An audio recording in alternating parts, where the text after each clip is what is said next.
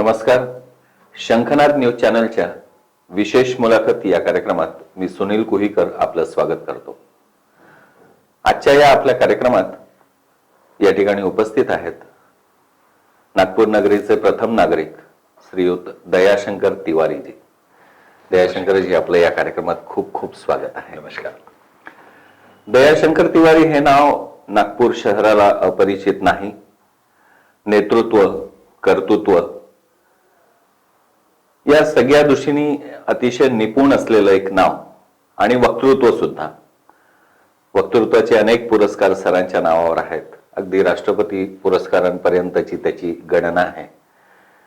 तर सरांचा हा जो प्रवास आहे, दयाशंकरजी, आपण विद्यार्थी चळवळीमधून राजकारणात आला आहात. या प्रवासाविषयी काही सांगा. लहानपणापासून राष्ट्रीय स्वयंसेवक संघाचा स्वयंसेवक होतो आणि संघाच्या शाखेत राष्ट्रीय प्रवाह आणि राष्ट्रीय चेतना हा विषय रक्तात जोपासण्यात आला. लहानपणातच वडिलांची माझे मृत्यू झाली. मी 9व्या वर्गात होतो. त्यानंतर पूर्ण परिवाराचं दायित्व माझा अंगावर आला. विद्यार्थी जीवनमध्ये अखिल भारतीय विद्यार्थी परिषद सोबत संपर्क आला आणि तेव्हापासून अखिल भारतीय विद्यार्थी परिषद, भारतीय जनता युवा मोर्चा आणि त्यानंतर भारतीय जनता पार्टी असा राजकीय प्रवास आहे माझा. बरोबर. आतापर्यंतचा प्रवास असा आहे, जवळपास एक 5 टर्म आपण नगरसेवक आहात. पहिल्यांदा महापौर यावेळेला झाला आहात. पुढचा टप्पा तुम्ही कसा बघता? भारतीय जनता पक्षाचा कार्यकर्ता म्हणजे पक्षाने जे आदेश दिला त्याप्रमाणे वागावं लागते.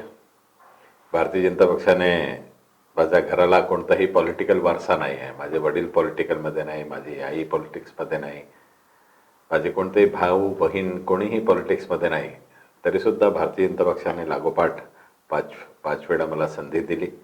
एक वेळा भारतीय जनता पार्टीने मला विधानसभा निवडणूक लढण्याची संधी 2004 मध्ये दिली. मला यश नाही मिळाला. पण नगरसेवक शिवाय महानगरपालिकेत 2 वेळा मला सत्तापक्ष नेता भारतीय जनता पक्षाने केला. एक वेळा 2012 मध्ये स्थायी समितीचा अध्यक्ष केला. आता भारतीय जनता पक्षाने मला महापौर केला.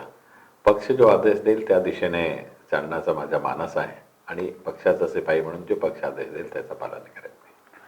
एकूण पक्षाने जे काही दिलंय त्याच्याबाबत आपण समाधानी आहात असं आपण म्हणतात. या 25 वर्षांच्या नगरसेवक पदाच्या कार्यकाळात किंवा या अलीकडच्या महापौर पदाच्या कार्यकाळात नागपूर शहरासाठी काय वेगळं करता आलं असं तुम्हाला वाटतं? मला नगरसेवक म्हणून मी बरेच असे काही कार्यक्रम केले, जे नियोजन केले, जे शहरात राबवण्यात आले. तर सांगायचं असेल तर गांधीबागच्या जवळपासचा जो फुटपाथ होता तो तेव्हा 25-25 फूटचे फुटपाथ होते. बरं. आणि गांधीबागमध्ये पार्किंगचा प्रॉब्लेम, गांधीबागमध्ये वाहतुकीचा प्रॉब्लेम. तेव्हा मी जे फुटपाथ होते ते बगीचेच्या भिंतीला लागून जो फुटपाथ होता तो फुटपाथ मी 10 फीटाचा केला आणि दुसऱ्या ठिकाणचे फुटपाथ 10 फीटाचा केला. म्हणजे 30 फीट रोड वाढला. आणि फुटपाथ करत असताना फुटपाथवर चालणाऱ्या लोकांना ही जागा मिळाली पाहिजे म्हणून उंच फुटपाथ केले की तिथे गाडी नाही आली पाहिजे. कारण ट्रान्सपोर्ट एरिया असल्यामुळे कॉर्नर पासून गाडी लावण्याची सवय होते. आणि उंच फुटपाथ केले तर लोकांना वाटायचं की उंच फुटपाथ कसे काय केले. नंतर नागपूरला चंद्रशेखर आले. चंद्रशेखर आल्यानंतर फुटपाथ उंच राहिला पाहिजे असं त्याने निर्धारित केला आणि प्रेसमध्ये लिहून आला, पहिल्यांदा उंच फुटपाथ दयाशंकर तिवारी यांनी नगरसेवक म्हणून गांधीबाग परिसरात केलेले आहे. याशिवाय बगीचा जेव्हा गांधीबागचा तयार करण्यात आला तेव्हा बगीचा करायला पाहिजे असं कोणी पाहत सुद्धा नव्हता. जेव्हा मी गांधीबागमध्ये नगरसेवक म्हणून निवडून आलो, माझं लहानपणा म्हणजे ज्या शाळेत मी शिकत होते त्याच्या मागे गांधीबाग बगीचा होता. आणि लहानपणा आम्हाला सांगायचं बगीचात जायचं नाही, शाळेत जात असताना बगीचात जायचं नाही, तिथे चोर राहतात, तिथे जेबकट राहतात, सामान छीन लेंगे. अच्छा. तर नेहमी असं वाटायचं बगीचा आहे आणि तिथे जायचं नाही, तो बगीचा कसला. तेव्हा मोठ्या वयात तिथे जाण्याची संधी मिळाली तर तिथे बस अड्डा होता. जेबकट करणारे जेवढे लोक होते ते तिथे राहत होते. जेवढे इल्लीगल काम, असामाजिक कृत्य ते त्या बगीचात होत होते अशी स्थिती होती. आणि तिथे रावण दहन व्हायचा, तिथे फटाक्याची दुकान लागायची, क्रिकेट खेळायचा. बगीचा म्हणजे बगीचा सोडून बाकी सर्व काही होता तिथे. मी नगरसेवक झाल्यानंतर माननीय नितीनजी गडकरी पालकमंत्री होते. 97 मध्ये त्यांनी 74 लाख रुपयाची राशी त्या बगीच्यासाठी दिला. आणि आझादीची स्वर्णजयंती हा वर्ष साधून मी दिवस रात्र प्रयत्न करून एका वर्षात तो गार्डन तयार केला. आणि फेब्रुवारी 1997 मध्ये इलेक्शन झाला आणि मार्च 1998 मध्ये तो बगीचेचा मी उद्घाटन केला. वर्ष प्रतिपदेचा दिवस होता, गुढीपाडवा होता आणि इंग्रजी तारखेप्रमाणे ते 28 मार्च तारीख होती. नितीनजीच्या हस्ते त्याचं उद्घाटन केलं. मला आजही लक्षात येते की उद्घाटनाच्या दिवशी जवळपास बगीच्यात 10,000 पेक्षा जास्त लोक उमटलेले होते, अशी स्थिती होती. आणि नागपूर शहरात, मध्य नागपुरात कोणतीही ओपन जागा नाही, ती एकच जागा आणि तो बगीचा म्हणून तयार झाली. आणि तिथे रंगीत फवारा लागला, म्युझिकल फाउंटेन, तो पाहण्यासाठी लोकांची गर्दी राहत होते. एका शो मध्ये 1000 लोक राहत होते, अशी स्थिती तेव्हा होती. आणि जेव्हा बगीचा तयार झाला तो नागपूरमध्ये बगीचे करायची लोकांमध्ये आवड निर्माण झाली की हा बगीचा झाला, याला श्रेय मिळाला. लोकांनी बगीचे निर्माण केले. तर एक स्पर्धा लोकांमध्ये तयार करण्याच्या माझ्या मानसात मी वृक्षारोपण केले. 100 वृक्ष लावले, त्याच्यातले आजही 98 वृक्ष जिवंत आहे. जे 2 वृक्ष आहेत ते 97 पासूनचे आतापर्यंतचे. काही आमच्याकडे कतल्या वृक्षांच्या MSCB वाले करून टाकतात काही तर की आमच्या फांदी आमच्या इलेक्ट्रिक वायरला लागत आहे. तशी भरपूर प्रमाणे म्हणून 2 वर्ष जगले नाही, 2 पेड जगले नाही, बाकी 98 झाडं मी जगवले. आणि फक्त 98 झाड जगवले म्हणून नाही, त्याच्यासाठी तेव्हा माननीय नितीनजी गडकरी यांनी बर्डीचा पूल बांधला होता. तो कोर्टाची एक समिती बनली होती ॲडव्होकेट जस्टिस चांदूरकरच्या नेतृत्वात. तो मी आणि सुभाष अपराजित यांचे जे पेड आहे ते 90% पेक्षा जास्त जगले म्हणून आम्ही दोघांचे सत्कार करण्यात आला होता. तो त्याचा सत्कार म्हणजे, आणि त्यावेळी सत्कार वृक्ष जगवण्यासाठी, तो लोकांमध्ये वृक्ष लागवडची सुद्धा चळवळ निर्माण करण्यासाठी आम्ही खूप प्रयत्न केला. आम्ही एक वंदे मातरम गीत स्पर्धा सुरू केली. तेव्हा एक वंदे मातरम गीत स्पर्धा त्यावेळी आझादीची 50वी वर्षगाठ होती म्हणून राज्य पातळीवरची आम्ही केली. हे सर्व प्रयोग केले. मुंबई ते नागपूर स्केटिंग रॅली आणली आम्ही, आझादी 50 म्हणून. हे सर्व नवीन प्रयोग होते जे महानगरपालिका म्हणून कोणीच करत नव्हतं. आणि महानगरपालिकामध्ये निधी नाही आहे म्हणून बाहेरून निधी जमवून आम्ही हे सर्व केलं. बरोबर. आणि राजकारणातली खाज ही आपण म्हणू शकतो या, किंवा आमच्यामध्ये आतमध्ये जे लपलेला साहित्य आहे, सांस्कृतिक कार्यकर्ता म्हणून लहानपणापासून आम्ही करत आहोत, तो एक प्रकार आहे. आणि जेव्हा आम्ही मुंबईला गेलो होतो तेव्हाचे मुख्यमंत्री होते मनोहर जोशी साहेब. मनोहर जोशी साहेब म्हणाले की आमच्या हे जे पूर्ण कसारा घाट आहे पूर्ण खोदलेला आहे, तिथे तुम्ही स्केटिंग करू शकत नाही, तो नागपूरला जाणार कसे काय. त्यांनी नकारला की आम्ही परमिशन देणार नाही. आम्ही निश्चित केला होता की मुंबई ते नागपूर इंद्रकुमारजी गुजराल तेव्हा आमचे प्राईम मिनिस्टर होते, ते मशाल पेटवतील, त्याच्यातलीच एक मशाल जाडून नागपूरला घेऊन यायची आझादी 50. आणि आणली ती आम्ही आणली. आणि 9 ऑगस्टला रात्री सायंकाळी 5 वाजता आम्ही मुंबईवरून निघालो आणि 15 ऑगस्टला सकाळी 8 वाजता नागपूरला पोहोचलो. एवढ्या कमी वेळात आम्ही. नागपूरच्या अंबाझरी जवळच्या विवेकानंद केंद्राची पण कल्पना तुमचीच होती असं म्हटलं जातं. मी माझं सौभाग्य समजतो की मी पहिल्यांदा नगरसेवक झालो होतो, आझादी 50 होती. जेव्हा मी स्टँडिंग कमिटी चेअरमॅन झालो होतो, स्वामी विवेकानंदाची 150वी जयंती होती, सार्धशती.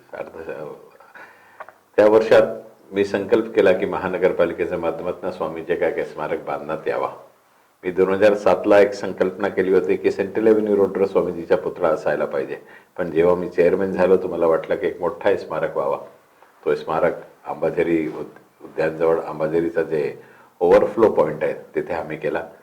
स्वामी विवेकानंदाचा स्मारक हा कन्याकुमारीच्या पार्श्वभूमीवर झाला पाहिजे या दृष्टीने तिथे प्रयत्न केला.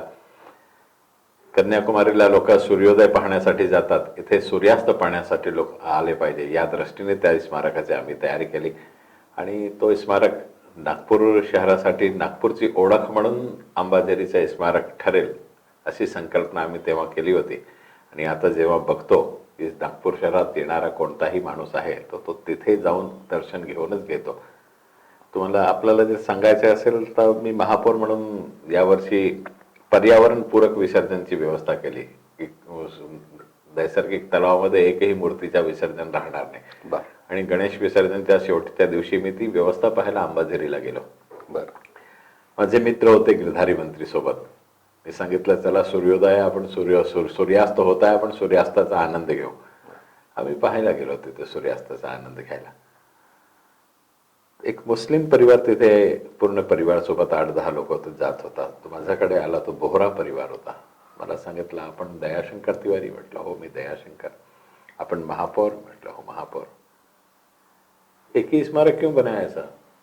अच्छा शहर में ऐसे 8-10 जगह होना चाहिए जहां परिवार के साथ जा सके. क्या बात. अब स्वामी विवेकानंद के स्मारक के पास मुस्लिम परिवार आकर के बोल रहे हैं कि ऐसा एक ही स्मारक क्यों बनाया जहां परिवार के साथ जाके 8-10 स्मारक बनाओ.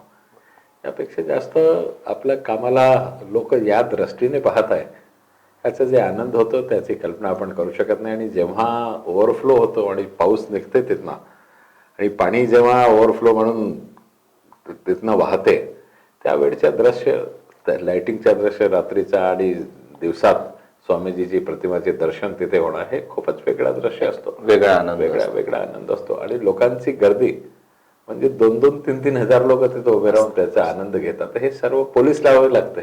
खरं. हे सर्व आम्ही जी संकल्पना केली होती ती साकार झाली. ते पाहत असताना खूप आनंद होतो आणि त्याच्या शब्दांमध्ये आम्ही वर्णन करू शकत नाही. एक असं म्हटलं जातं राजकीय पक्षांच्या तुलनेत भारतीय जनता पक्षाच्या कार्यकर्त्यांना एक दृष्टी आहे, एक विजन आहे. कदाचित ग्राउंड लेवलवर काम करत असल्यामुळे होत असेल ते. पण अशा व्हिजन असलेल्या पक्षाची जवळपास एक 15 वर्ष सत्ता महानगरपालिकेमध्ये आहे.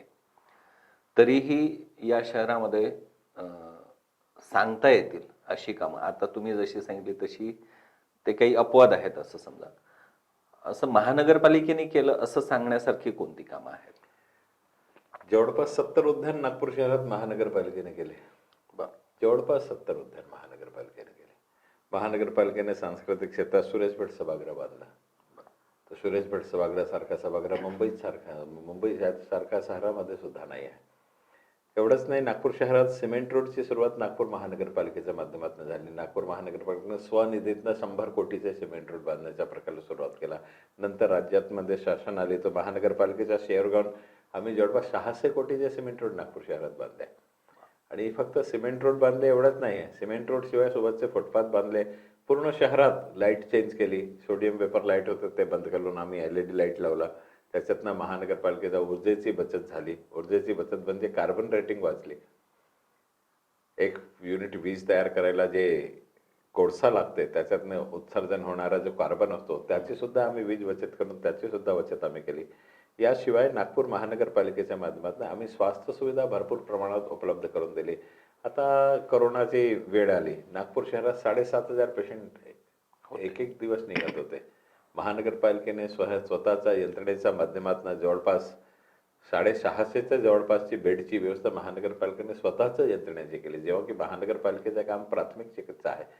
याशिवाय नागपूर म्युनिसिपल कॉर्पोरेशनच्या माध्यमातून आम्ही महानगरपालिकेच्या शाळेचा जे रिझल्ट होता, एकीकडे महानगरपालिका जिल्हा परिषदच्या शाळांमध्ये पटसंख्या कमी होत चाललेली आहे. असा विपरीत परिस्थितीत नागपूर महानगरपालिकेच्या शाळेच्या माध्यमातून आम्ही विद्यार्थ्यांच्या स्तर वर उंचावण्याचा प्रयत्न केला आणि आमची हायस्कूलची संख्या वाढली. प्रायमरीमध्ये संख्या बरंच कमी झाली आहे, पण हायस्कूलमध्ये आमची संख्या वाढली. आणि महानगरपालिकेचे विद्यार्थी 90% पेक्षा जास्त मार्क घेऊन महानगरपालिकेचा विद्यार्थी SSC पास करताय, HSC पास करताय, हे चित्र नागपूर महानगरपालिकेच्या माध्यमातून आम्ही केलं. नागपूर शहरात जवळपास 117 लायब्ररी महानगरपालिकेच्या माध्यमातून आम्ही चालवत आहोत, जिथे गरीब माणूस जाऊन शिकू शकते. 24 तास सुरू असणारी महानगरपालिकेची 3 लायब्ररी आहे. एक आमची राम मनोहर लोहिया लायब्ररी आहे, दुसरी आमची कस्तुरबा लायब्ररी आहे, तिसरी आमची इमाम बाळाला लायब्ररी. असे 3 लायब्ररी आहे ज्या लायब्ररीमध्ये 24 तास जाऊन मुलं शिक्षण घेऊ शकतात. हे सर्व महानगरपालिकेचे दिशादर्शक प्रकल्प आहे. याशिवाय महानगरपालिकेच्या माध्यमातून आम्ही सिम्बॉयसिसला जागा दिली. तर सिम्बॉयसिसची एक प्रायव्हेट इंटरनॅशनल युनिव्हर्सिटी आली आणि त्याच्यात महानगरपालिकेच्या परिसरात राहणाऱ्या मुलांसाठी आम्ही आरक्षण ठेवलं की 15% आरक्षण नागपूरच्या मुलांसाठी राहील आणि 15% आरक्षण शिवाय फीस सुद्धा 25% कमी राहील. हे सर्व नागपूरकरांसाठी आम्ही नवीन संकल्पनेतनं केला. LNTच्या माध्यमातून आम्ही स्किल डेव्हलपमेंट सेंटर सुरू करण्याचा तिथे प्रयत्न केला. हे सर्व महानगरपालिकेने केलेले ॲडिशनल प्रयास आहे. याशिवाय नागपूर महानगरपालिकेच्या माध्यमातून नागपूर महानगरपालिका देशातली पहिली महानगरपालिका ठरली ज्याने आपला घाण पाणी स्वच्छ करून वीज निर्मितीसाठी विक्री सुरू केली. आणि महानगरपालिकेचा संकल्प घेऊन केंद्र शासनाने एक निर्णय घेतला की जिथे जिथे महानगरपालिकेला लागून वीज निर्मितीचे प्रकल्प आहेत तिथे तिथे त्यांच्या घाणपाणी शुद्ध करूनच आपण वीजची निर्मिती करू शकणार असा दिशानिर्देशक प्रकल्प आणि निर्णय केंद्र सरकारने जो निर्णय घेतला त्याची पार्श्वभूमी नागपूर महानगरपालिकेने घेतलेला हा निर्णय. आता घाणपाणीतनं नागपूर महानगरपालिकेला जवळपास 2 प्रकल्पांपासून 150 कोटीच्या जवळपास महानगरपालिकेला उत्पन्न होते. यंदा महानगरपालिकेने 11 उद्यानमध्ये लहान STP लावले की नाल्याच्या पाणी वापरून आम्ही उद्यानचा वापर करू आणि ज्याच्यामुळे 40 लाख लिटर भूजलचा प्रतिवर्ष आम्ही संरक्षण करू शकू. हे सर्व दिशादर्शक प्रकल्प आहे. महानगरपालिकेच्या माध्यमातून लोकांच्या घरी सोलारचे आम्ही हीटर लावून दिले, 50% किमतीत लावून दिले. हे सर्व असे दिशादर्शक प्रकल्प आहे. याशिवाय नागपूर महानगरपालिकेच्या माध्यमातून स्मार्ट सिटीच्या माध्यमातून 3000 पेक्षा जास्त कॅमेरे शहरात लागले आहे आणि 3000 पेक्षा जास्त कॅमेरे जे लावले आहेत ते पोलिसांना खूप मदत करत आहे. एखादी दुर्घटना घडली तर कोणताही क्रिमिनलला पकडण्यासाठी पोलिसांना आमचे लावलेले कॅमेरे जे आहे आमचा जो सिटी कंट्रोल रूम आहे त्याच्यातनं पोलिसांना लवकरात लवकर पोलीस आपला क्राईम रेटवर कंट्रोल आणू शकते अशी स्थिती आमच्या कॅमेरे माध्यमातून झालेली आहे. हे सर्व दिशादर्शक प्रकल्प आम्ही महानगरपालिकेच्या माध्यमातून केले. पण महानगरपालिकेच्या बऱ्याच शाळा ज्या आहेत त्यांच्या इमारती ओसाड पडल्या आहेत. सार्वजनिक सुविधांच्या बाबतीत जी स्थिती आहे ती तितकीशी समाधानकारक नाही. याच्या बाबतीत योजना तयार आहे आणि करायचं बाकी आहे असं काही आहे? तुम्हाला सांगायला मी जे आहे ते बोलणारा माणूस आहे. मी सुरुवातीमध्येच बोललो आमची हायस्कूलची पटसंख्या आम्ही वाढवली हो पण प्राथमिकची पटसंख्या आमची कमी होत आहे. मी स्वतः बोललो ही खूप मोठी अडचण निर्माण झालेली आहे. लोक आपल्या मुलांना हिंदी मीडियम मराठी मीडियम मध्ये का शिकवायला पाठवत नाही समजून नाही राहिलं. कुठेतरी शिक्षणाचा दर्जा वाढवण्याची गरज आहे असं वाटतंय. शिक्षणाचा दर्जा लोकांमध्ये इंग्रजी मीडियम मध्ये आपल्या मुलाला पाठवण्याची मानसिकता तयार झालेली आहे. आणि रिक्षावाल्याला घरची आपली मोलकरीण बाई सगळ्यांना इंग्रजी माध्यमच पाहिजे. आता इंग्रजी माध्यमातच पाहिजे तर मराठी माध्यमची शाळा पूर्ण बंद झाली महानगरपालिकेत. हिंदी मीडियमची याच्यासाठी सुरू आहे की छत्तीसगडमध्ये येणारा इकडचा जो लेबर आहे बालाघाटमधनं येणारा जो लेबर आहे किंवा मुस्लिम समाज आहे किंवा याच्याशिवाय आमच्या सफाई कामगारांचा परिवार आहे हे हिंदी मीडियमच्या शाळेत आहे म्हणून हिंदी मीडियमची शाळा जगलेली आहे. उर्दू मीडियमचे लोक उर्दू मीडियममध्ये शिकतात म्हणून उर्दू मीडियमची जगलेली आहे पण मराठी मीडियमची शाळा पूर्णपणे बंद होत आहे अशी स्थिती आहे. तुम्ही जेव्हा महापौर पदाचा चार्ज घेतला त्यावेळेला प्रशासनामध्ये महानगरपालिकेच्या प्रशासनामध्ये एकीकडे आयुक्त आणि दुसरीकडे लोकप्रतिनिधी असा एक संघर्षाची परिस्थिती त्यावेळेला होती. त्या परिस्थितीवर मात करण्याचं आव्हान तुमच्या समोर होतं जेव्हा तुम्ही पदावर आले. कशी हाताळली ती स्थिती? मला प्रशासन चालवण्याचा जवळपास मी सांगितलं 25 वर्षापासून मी नगरसेवक आहे आणि विशेषतः जेव्हा मी 97ला निवडून आलो तेव्हा भारतीय जनता पक्षाने मला महानगरपालिकेचे कर्मचारी संघटनेची जबाबदारी दिली होती. तर प्रत्येक कर्मचाऱ्यांशी माझा घरासारखे संबंध आहे. त्यांच्या सुख दुःख काही असो ते माझ्या सुख दुःखात सहभागी होतात मी त्यांच्या सुख दुःखात सहभागी होतो. आणि प्रशासनाला असं वाटलं की आमचा माणूस महापौर बनला एकाएकी स्थिती बदलली आणि मी या मताचा आहे की संघर्ष केला पाहिजे पण भांडण नाही केले पाहिजे. आणि हे एकाच्या हातात नसतो हे दोघांच्या हातात असतो. मी तो गमतीत सांगतो की महानगरपालिकेत भूकंप होता त्याच्यासाठी कारणीभूत आमच्या नागोबाच आहे. महानगरपालिकेचा आमच्या प्रत्येक चिन्ह नागोबा आहे आणि आपली मायथॉलॉजी अशी आहे की नागोबाच्या डोक्यावरच पृथ्वी निर्मित असतात. आणि अशा स्थितीत जेव्हा मी महापौर झालो फक्त नागोबाला हाताळायचं होतं आणि माझे नाव दयाशंकर आहे आणि शंकरचा श्रंगारच नागोबा आहे म्हणून तो चांगल्या रीती मी नागोबाला हाताळला आणि सगळ्यांचा सहकार्य मिळाला. पूर्वचे जे महापौर होते संदीपजी जोशी प्रवीणजी दटके महानगरपालिकेचे जेवढे महानगरपालिकेचे नगरसेवक होते सगळ्यांचे सहकार्य मिळाला. आणि माझा स्वभाव नवीन नगरसेवकांना त्यांची जबाबदारी लक्षात आणून द्यायचा. कोणत्याही पक्षाचा नगरसेवक आहे माझ्याकडे आला, तुम्ही त्याला महानगरपालिका शिकवायच्या. याच्यामुळे जे सर्वपक्षीय नगरसेवक होते सगळ्यांचा मला साथ मिळाला. वर्षभरात कोणताही एकही पक्षाचा मोर्चा माझ्या विरोधात नाही निघाला. करोनासारखी स्थिती आणि इलेक्शन तोंडावर आहे, बरोबर. तरी एकही मोर्चा माझ्या विरोधात नाही आहे. हे सर्व फक्त आणि फक्त जे सगळ्यांसोबत मिळून काम करण्याचा माझे स्वभाव त्याच्यामुळे झाला. आणि जेव्हा प्रशासनाला कळते की याचा विरोध नगरसेवकांमध्ये नाही आहे, तेव्हा प्रशासनाला ऐकावंच लागतं. आणि तो मला जमला आणि तो मी करू शकलो. आणि याच्यात आमचे जे सिनियर लोक होते भाजपचे, त्या सगळ्यांनी मला सहकार्य केला भरपूर. हे खरं आहे. हा झाला तुमच्या वैयक्तिक स्वभावाचा किंवा एकूण कार्यपद्धतीचा परिणाम.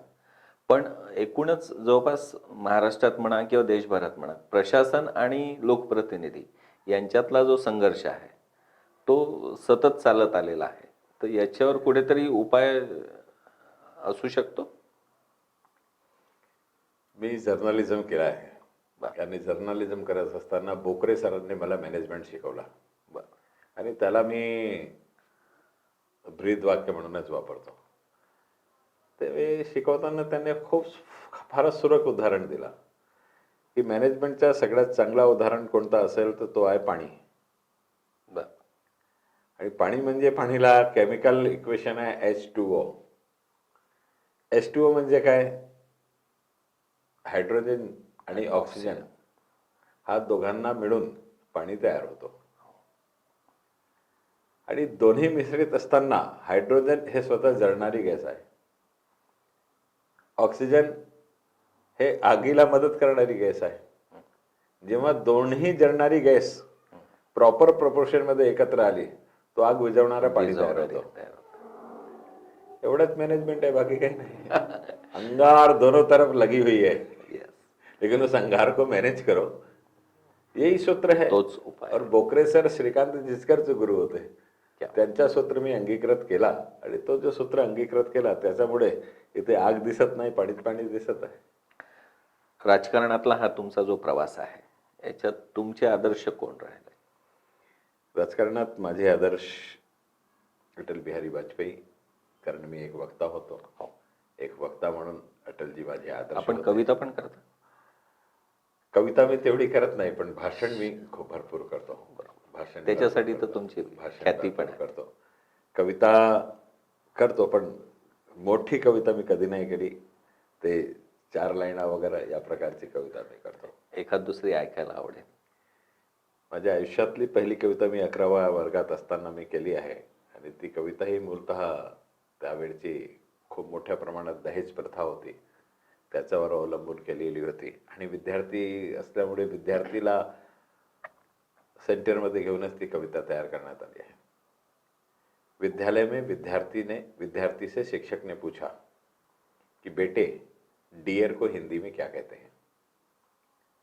डियर शब्द सुनते ही विद्यालय के सब विद्यार्थी हंसने लगे. लेकिन विद्यार्थी ने उत्तर दिया कि सर डियर को हिंदी में हिरण कहते हैं. हिरण शब्द सुनते ही शिक्षक की उत्सुकता जागी. उसे लगा विद्यार्थी मुझसे ज्यादा बदमाश है. उसने पूछा कि अगर डियर को हिंदी में हरण कहते हैं तो भारत में हरण की क्या स्थिति है. ये शब्द सुनते ही विद्यार्थी ने फिर से उत्तर दिया कि सर भारत में पहले भी हरण होता था, भारत में आज भी हरण हो रहा है. पहले सीता हरण और द्रौपदी का चीर हरण होता था, आज रमणी रमण हेतु नारी का अपहरण हो रहा है. यह सुनकर के शिक्षक की उत्सुकता और जागी और उसने कहा कि अगर भारत में रमणी रमण हेतु नारी का अपहरण हो रहा है तो भारत में नारी की स्थिति क्या है. विद्यार्थी तो बदमाश था ही. उसने उत्तर दिया भारत में पहले पत्थर की नारी बनाई जाती थी, उदाहरण है अहिल्या, आज नारी का पत्थर बनाया जा रहा है. भारत में नारी पहले भी जलाई जाती थी, भारत में नारी आज भी जलाई जा रही है. कल सती कहलाई जाती थी और आज सताई कहलाई जा रही है. मेरे जीवन की ये पहली कविता थी. वाह. और इसी से कविता की शुरुआत हुई. लेकिन वक्तृत्व में अटल जी मेरे आदर्श रहे हैं. नगर सेवक बनने के बाद विकास की दृष्टि से हमारे रोल मॉडल नितिन जी रहे हैं. मेरे क्या, मुझे तो लगता है कि आज पूरे देश की रोल मॉडल अगर कोई है तो नितिन जी है. लेकिन नितिन जी से मैंने बहुत कुछ सीखा है. अंग्रेजी माध्यम की शालाएं हमने 6 नागपुर में शुरू की। उसकी प्रेरणा नितिन जी की है कि कुछ तो नया करो जिससे बच्चे आएंगे। 6 अंग्रेजी माध्यम के स्कूल महानगर पालिका के मैंने महापौर बनने के बाद प्रारंभ किए। गरीबों के बच्चों को पढ़ने के लिए मौका मिलना चाहिए, इसलिए महानगर पालिका के बच्चों के लिए सुपर 75 योजना हमने बनाई है। महानगर पालिका के बच्चों को पढ़ाने के लिए JEE और PMT पढ़ाने के लिए जो बड़ी बड़ी क्लासेस है उनके टीचर आकर के महानगर पालिका के बच्चों को निःशुल्क पढ़ा रहे हैं। हमने 8वीं कक्षा के बच्चों की परीक्षा लेकर के 75 बच्चों का चयन किया है। 16 बच्चे वेटिंग में हैं, जिसमें से 25 PMT के लिए पढ़ेंगे, 25 JEE के लिए पढ़ेंगे, 25 NDA के लिए पढ़ेंगे, जिनको 10वीं के बाद प्रहार के माध्यम से हम लोग NDA का प्रशिक्षण देंगे। इतना ही नहीं, नागपुर महानगर पालिका के बच्चों के लिए हमने मोबाइल लैब बनाई है। महानगर पालिका के बच्चों के लिए हर शनिवार इतवार को प्रयोग कर सके, इसलिए अपूर्व विज्ञान मेले का आयोजन हम लोग करते हैं। महानगर पालिका एक मॉडल ऐसा तैयार करना चाहती है जहाँ खेल खेल में विज्ञान पढ़ाए, इसलिए 5 करोड़ रुपए की राशि से हम लोग गरोबा मैदान के परिसर में 1.5 एकड़ की जगह पर एक आधुनिक विज्ञान प्रयोगशाला का निर्माण कर रहे हैं। प्रवीण जी दटके के विधायक निधि से हमने 10 विद्यालय की लेबोरेटरी को आधुनिक बनाया है, जहां वर्ग में हर सब्जेक्ट के हिसाब से सब्जेक्ट वाइज प्रैक्टिकल के अलग अलग नमूने तैयार किए। क्लास में जाकर के हम वर्चुअली लोगों को समझा सके, इस प्रकार से केमिस्ट्री के लिए अलग फार्मूले बने हुए हैं, मैथ्स के लिए अलग बने हुए हैं, फिजिक्स के लिए अलग बने हैं, बायो के लिए अलग बने हुए हैं, सारे रबर के मॉडल हैं, जिससे उस इक्वेशन को क्लास में जाकर के समझा सके। इस प्रकार के आधुनिक सुविधा उपलब्ध करने की हम लोग कोशिश कर रहे हैं। और हाँ, अभी मुंबई के लॉयंस क्लब के वाइस प्रेसिडेंट आए थे। देश की सबसे महंगी एजुकेशन ऐप है बायजूस। महानगर पालिका के 16,000 विद्यार्थियों को निःशुल्क बायजूस ऐप उपलब्ध कराने का काम हम महानगर पालिका के माध्यम से कर रहे हैं। एजुकेशन के सेक्टर में इन सारे काम के अलावा हम लोग 6 विधानसभा क्षेत्र में 6 अभ्यासिकाओं का निर्माण कर रहे हैं। आणि ही अभ्यासिका म्हणजे आपण चंद्रपूरचे आहात, ही संकल्पना आम्ही चंद्रपूर महानगरपालिकेची घेतली। चंद्रपूर म्युनिसिपल कॉर्पोरेशन एक अभ्यासिका चालवत आहे। तिथे MPSC आणि UPSCच्या शिक्षण घेण्यासाठी विद्यार्थी जेव्हा अभ्यास करायला जातो तेव्हा एक एजन्सीच्या माध्यमातून जेवढा शिक्षण साहित्य आहे ते त्याला पुरवले जाते आणि फक्त 300 रुपये महिन्यात, म्हणजे 10 रुपये रोजमध्ये एक गरीबाचा मुलगा MPSC UPSCच्या शिक्षण घेऊ शकतो आणि त्याची काउन्सिलिंग महिन्यात 2 वेळा होते। तो प्रकल्प आम्ही नागपुरात सुरू करत आहोत। 6 विधानसभा क्षेत्रात 6 लायब्ररी सुरू करत आहोत। आमच्या एक्सप्रेशन ऑफ इंटरेस्ट या सभागृहात येईल आणि सभागृहात आल्यानंतर लागोपाठ आम्ही 6 विधानसभा क्षेत्रात 6 लायब्ररीचा उद्घाटन करू आणि गरीबचा मुलगा MPSC UPSC शिकू शकेल अशी प्रकारची लायब्ररी आम्ही तयार करत आहोत। या नगरीचे प्रथम नागरिक कवी मनाचे आहेत हे आत्ताच आम्ही बघितलं। दयाशंकरजींच्या अजून वैयक्तिक आवडीनिवडी काय आहेत? पर्यावरण संवर्धन हा माझी वैयक्तिक आवड आहे। त्याच दृष्टीने मी जेव्हा महापौर बनलो तर एज्युकेशन, हेल्थ आणि पर्यावरण या 3 गोष्टींमध्ये मी भरपूर लक्ष दिला। एज्युकेशनमध्ये केलेले काम मी आपल्याला सांगितलं। याशिवाय मुलांमध्ये पहाडेची आवड झाली पाहिजे। आमच्या लहानपणात आम्ही पहाडे बोलत होतो, बे का बे। आता बे का बे हे ऐकायलाच भेटत नाही। खरं आहे. आणि कॅल्क्युलेटरचा वापर जास्त झाल्यामुळे मेंदूचा वापर बंद झाला। खरं आहे. ते पुन्हा सुरू झाला पाहिजे म्हणून आम्ही बे का बेची एक चांगलं 2000 मुलांना एकत्र केलं आम्ही चिटणीस पार्कमध्ये आणि एकत्र 1 पासून 30 पर्यंत पहाडेचा पाठतांनी केला आणि म्युनिसिपल कमिशनर त्या दिवशी येऊ शकले नाही, पण पोलीस कमिशनरांनी सोबत 1 पासून 30 पर्यंतच्या पहाड त्या दिवशी स्पर्धा घेतली। त्याचे वेगवेगळ्या जवळपास 8000 विद्यार्थी त्यांच्या पार्टिसिपेशन झाला। सगळ्यांना वेगवेगळे पुरस्कार दिले। याच दृष्टीने विज्ञानवर क्विजची स्पर्धा आम्ही घेतली, हिस्ट्रीवर आम्ही निबंध स्पर्धा घेतली। लोकांमध्ये ही सर्व आवड निर्माण झाली पाहिजे या दृष्टीने आम्ही काम करतो।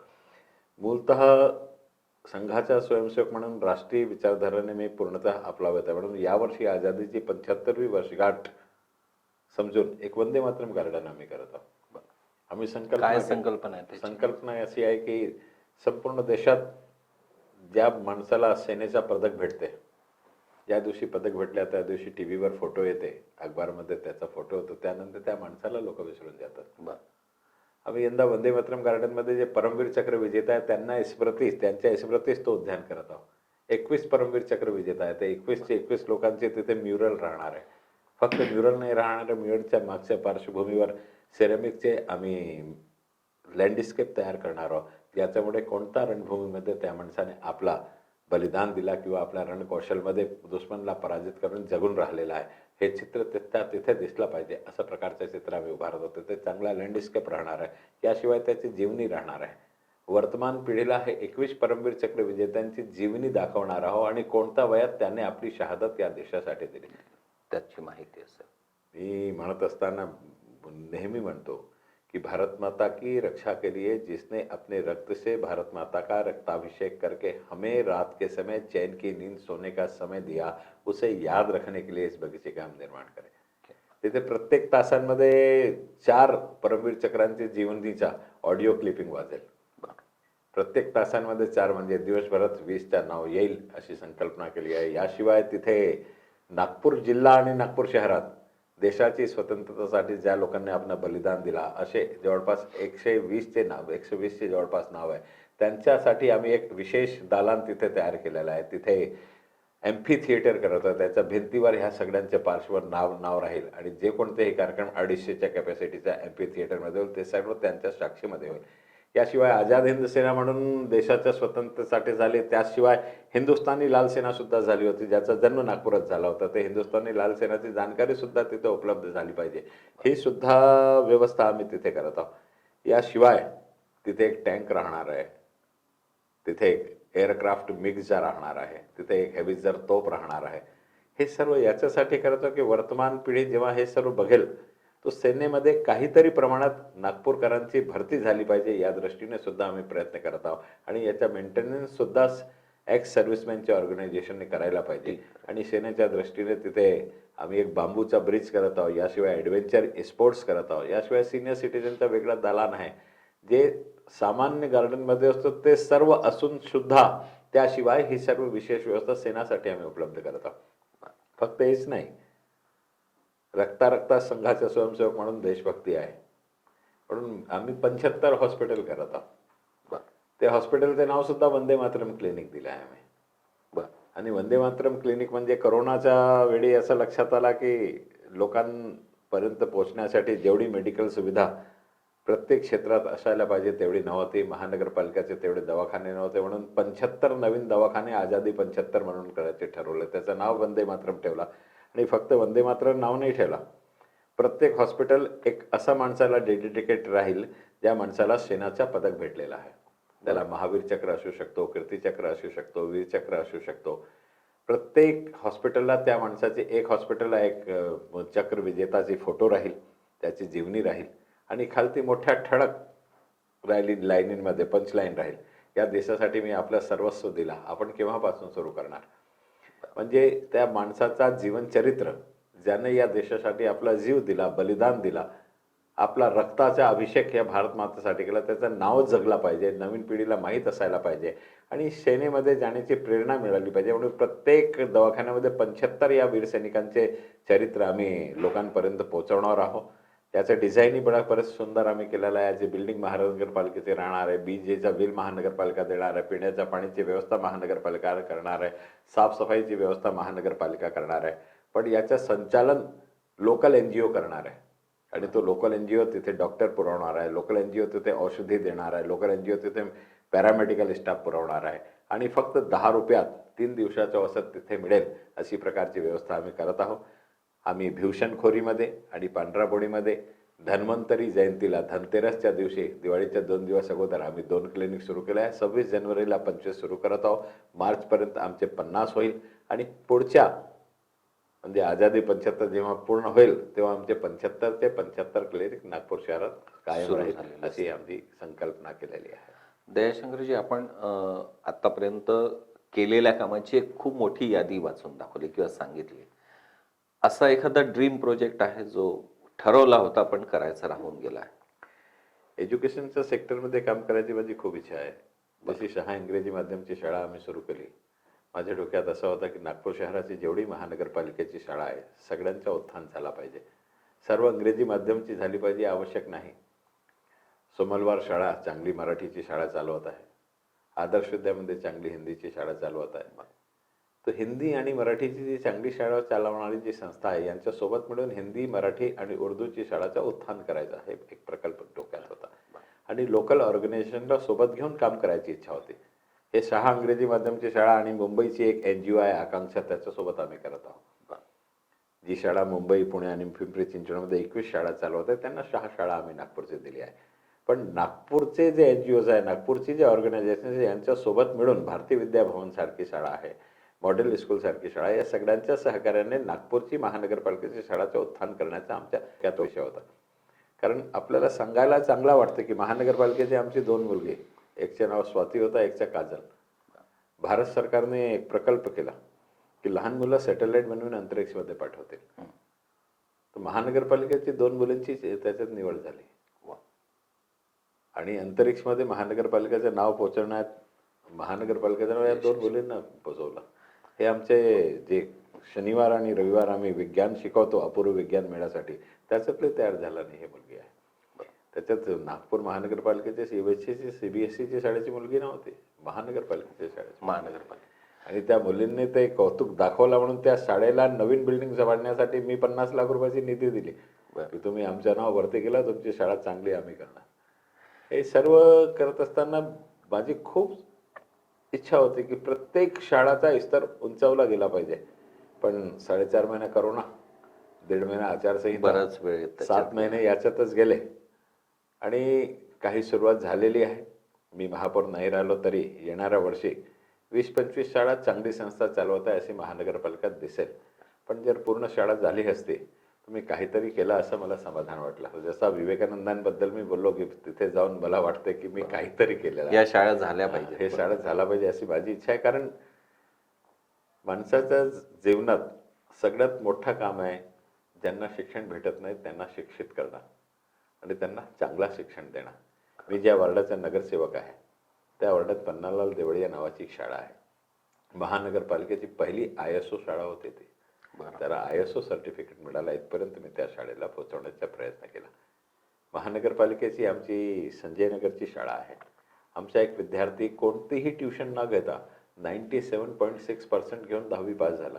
आता तो GMCला MBBSला फायनल इयरला तो विद्यार्थी आहे. GMCला गव्हर्नमेंट फीसवर शिकणारे आमचे 4 विद्यार्थी आहेत जे GMCला MBBS करत आहे. तर महानगरपालिकेचा विद्यार्थी कुठेही मागे नाही आहे.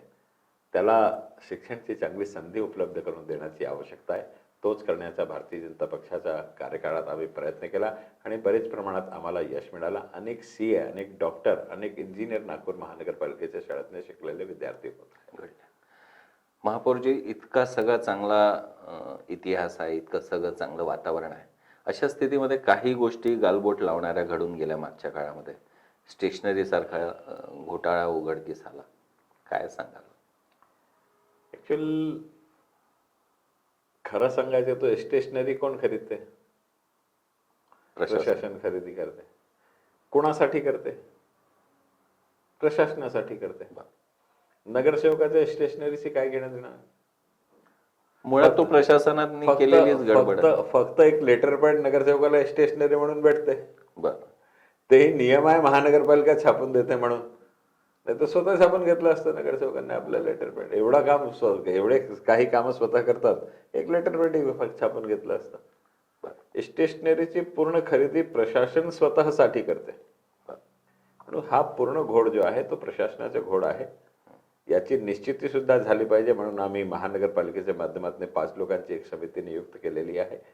मागच्या सभागृहातच मी केलेली आहे आणि ती समितीच्या माध्यमातून आम्ही इथपर्यंत त्या समितीला अधिकार दिला आहे की तो समिती एक रिटायर्ड जजला किंवा एक रिटायर्ड ऑडिटरला आपल्यासोबत घेऊन 2 बाहेरचे लोक घेऊन रिटायर्ड ते समिती आपलं काम पाहिल आणि 1 महिन्याच्या आतमध्ये आपली रिपोर्ट देईल. इथपर्यंत आम्ही त्या समितीला अधिकार दिलेला आहे. भ्रष्टाचार कोणीही करो, तो प्रशासक असो किंवा कोणी असो, त्याला दंड मिळाला पाहिजे ही आमची भूमिका आहे आणि तो एका महिन्यात तो रिझल्ट येईल आणि 1 महिन्यात त्या आधारावर आम्ही कारवाई पण होईल. लवकरच महानगरपालिकेच्या निवडणुका आहेत. भारतीय जनता पक्ष म्हणून काय तयारी सुरू आहे? गडकरी साहेबांनी केलेले काम आमची पुंजी आहे. 5 वर्ष फडणवीस साहेबांनी केलेले काम आमची पुंजी आहे आणि हळूहळू 2 वर्ष होत आहे, एकही पैसे नाही मिळाला नागपूर महानगरपालिकेला. ही त्यांची पुंजी आहे. देवेंद्रजीने दिलेले जे 207 कोटी होते ते वर्क ऑर्डर झालेले काम त्यांनी थांबवून ठेवलेले आहे, त्यांची पुंजी आहे. एकीकडे काम थांबवणारी आघाडी सरकार दुसरीकडे नागपूरचा विकास करणारी भारतीय जनता पार्टीची सरकार. नागपुरात IIIT भारतीय जनता पार्टीने आणला, नागपूरला IIM भारतीय जनता पार्टीने आणला, नागपूरला IMA भारतीय जनता पार्टीने आणला, एम्स भारतीय जनता पार्टीने आणला, IIIT भारतीय जनता पार्टीने आणला, नागपुरात सिम्बायोसिस भारतीय जनता पार्टीने आणला, नागपुरात साईच्या स्पोर्ट्स कॉम्प्लेक्स भारतीय जनता पक्षाने आणला, नागपूरचे 140 गार्डन देवेंद्रजीच्या कार्यकाळात NITच्या माध्यमातून प्लेग्राऊंड आम्ही तयार केले. आता खेळाडूंसाठी आम्ही मदत करत आहोत, क्रीडांगणासाठी आम्ही मदत करत आहोत, बगीचे आम्ही निर्मित करत आहोत. NITचे 52 गार्डन सुद्धा महानगरपालिकाच मेंटेन करणार आहे. हे सर्व महानगरपालिकाच करत आहे आणि हे सर्व करण्यासाठी वर्तमान राज्य सरकार फुटी कौडी देत नाही. जे काही मिळालं ते या दोघांच्याच कार्यकाळात मिळालं. जेव्हा पैसे देणारेच भारतीय जनता पक्षाचे लोक होते आणि काम करणारे भारतीय जनता पक्षाचे लोक आहे, जेव्हा लोक तुलना करतील तर लोकांना लक्षात येईल की काम करणाऱ्यांना निवडून द्यायचं आहे. म्हणून भारतीय जनता पक्षाची जे सीट 108 आहे ते 108 पेक्षा जास्त वाढतील अशी मला खात्री आहे. भाजपा पुन्हा सत्तेवर येईल 100% 100% भारतीय जनता पक्ष सत्तेत येईल.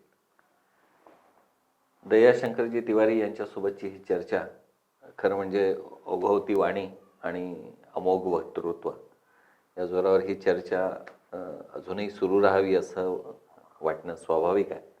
पण कालमर्यादा लक्षात घेता कुठेतरी थांबलं पाहिजे, म्हणून हीच मुलाखत आपण या ठिकाणी थांबवूया. दयाशंकरजी, आपण शंखनाच्या निमंत्रणावरून इथे उपस्थित झाला, आपले खूप खूप आभार. धन्यवाद.